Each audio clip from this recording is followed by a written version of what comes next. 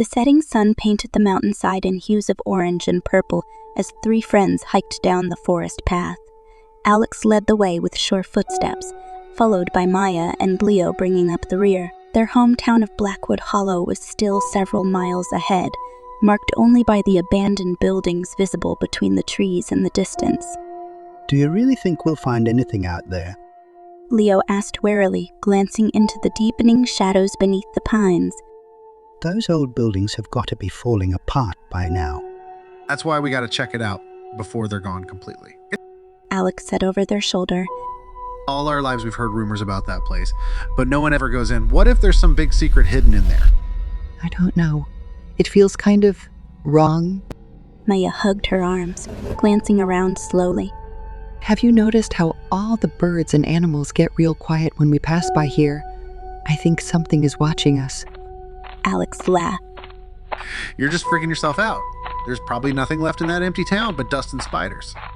As dusk fell, they emerged from the trees into a large clearing. Before them, the ruined streets and towering frames of collapsed houses rose like jagged bones from the earth. Window sockets gazed emptily from every direction. An eerie silence hung in the air, as if the entire landscape held its breath. I see no big deal, just a bunch of old crumbling walls. Alex insisted, though they scanned the gaps warily now as the shadows lengthened. Should we really be here at night? Leo asked hesitantly. What if something happens and we can't find our way back in the dark? Maya nodded. Maybe we should come back tomorrow when it's light out. I have a bad feeling. Her words were cut off by a faint noise drifting between the stone shells, a distant, mournful wail that rose and fell on the breeze. All three stood paralyzed as it echoed across the alleys, the hollow cry sending chills through their veins. Then, as swiftly as it came, it faded away into silence once more. Okay, screw this. I'm out of here. Leo muttered, turning to leave. No, wait. Alex grabbed his arm urgently as a new sound began to manifest, a faint, steady scraping like claws scraping against wood. It seemed to originate from the largest structure at the end of the street, a decrepit 3-story mansion looming over the others in shadow. Look! Maya whispered, pointing into an upper window. A pale, blurry shape drifted past the glass and out of sight. Then another appeared, and another, wispy forms gliding jerkily through the dilapidated rooms. Just then, a haunting melody arose, the fragmented notes of a music box playing a wordless lullaby. It drifted from somewhere within the mansion, the soft strains carrying an edge of melancholy that raised the hairs on their neck. As the friends watched transfixed, something shifted in the growing darkness down the road.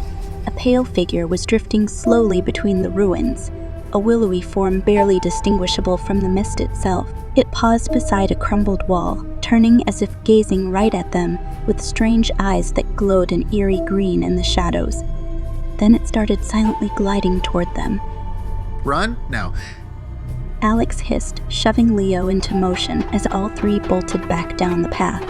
Their footfalls echoed loudly in the thinning forest as they fled, casting panicked glances over their shoulders into the engulfing night. No sinister presence pursued that they could see, yet each imagined unseen spirits nipping at their heels. After what seemed like forever, they burst from the tree line panting heavily. Only then did they allow themselves a glance back at the silent trees, but all remained still and empty beneath the risen half-moon.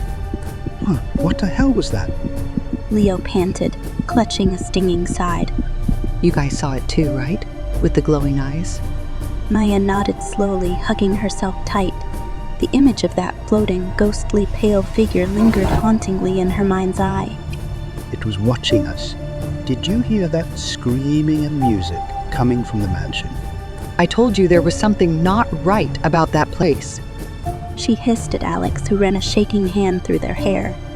Okay. You might be onto something. But we've got to go back. I need to know what's really happening. Determination edged Alex's voice, despite the lingering fear in their tensed shoulders. Are you insane? After what just happened? Leo collapsed against a tree, still struggling to catch his breath. Count me out of any more exploring. I've had enough ghost stories for one night. Then wait here if you want. But I'm going back at dawn.